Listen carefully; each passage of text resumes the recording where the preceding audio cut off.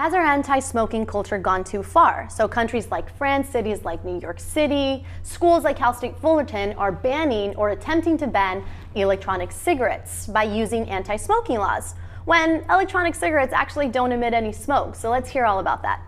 A new type of cigarette has begun to repopulate public spaces across France in recent years. It doesn't burn tobacco and it only emits vapour, but with 1 million enthusiasts in France already, the electronic cigarette might not be as harmless as people think. Carcinogenic molecules never identified before were detected in the vapour of e-cigarettes. In 3 out of 10 cases, they contained similar amounts of formalin than in traditional cigarettes, and acrolein, a highly toxic substance, was found in higher proportions than in the smoke of some cigarettes. The labelling has also been criticised. The nicotine content does not always match the true amount, and the presence of propylene glycol, used to produce the smoke effect, is not always given.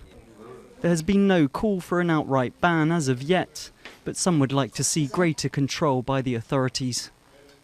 So what do you think, Mark? Well, I think they have a good point there. There's still a lot of chemicals being emitted there, and maybe not as much as with a regular cigarette, but if you put 100 people smoking those in a small bar, it's probably going to be hazardous. Right, so that's the thing, right? We have found, or this study claims to have detected a significant quantity of carcinogenic molecules in the vapor of these cigarettes, which have thus far gone undetected. In 3 models out of 10, the levels of carcinogenic compound formaldehyde came close to those of a conventional cigarette. So I think that's the part that I'm having a hard time with. So in these studies, what they found is not necessarily that cigarettes are just like electronic cigarettes and both of them are awful, that electronic cigarettes or vapes or whatever are going to kill you. That's not exactly what they're finding. What they're finding is that there are carcinogens, and I think that's important. But 3 out of the 10 models in this particular study showed that there was formaldehyde that was as close as traditional cigarettes. So it wasn't even the amount that traditional cigarettes have, it was just as close to that. And carcinogens are in everything. I mean, the carcinogens are in our soda, they're in donuts, they are emitted in our cars. So I think it's important to recognize that because you find, carcinogens, yes, we should be concerned, but it doesn't necessarily mean we should start treating them like cigarettes. Well, the FDA in the United States does not regulate these. They get around the laws that cigarette companies have to follow, including not being able to advertise cigarette companies. So now the major tobacco companies are going, oh, first of all, we might lose market share here, so let's get on this. Let's get on this product. And second of all, we can advertise? Oh, we can call this thing the Marlboro e-cigarette, and we can advertise that? Reynolds just came out with their views. I mean, all the tobacco companies are jumping on board and buying up these products. Who hasn't really jumped on board, though, because they really can't, is biopharma. Like the big pharmaceutical companies are like, oh no, we really want people to use that gum or that patch or that pill to kick this habit. They want it to be administered by the FDA so that it becomes a drug so that they can then sell it as a prescription.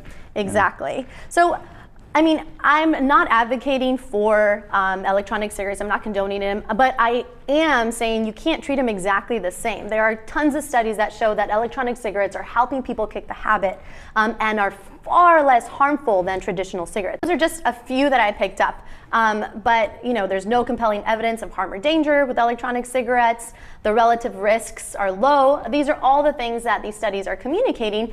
And it kind of makes sense when you compare a cigarette that has over 4,000 chemicals when it burns, 69 of which are carcinogenic, and you compare that to an electronic cigarette, which basically includes propylene glycol and nicotine, maybe some flavor for menthol or cheesecake.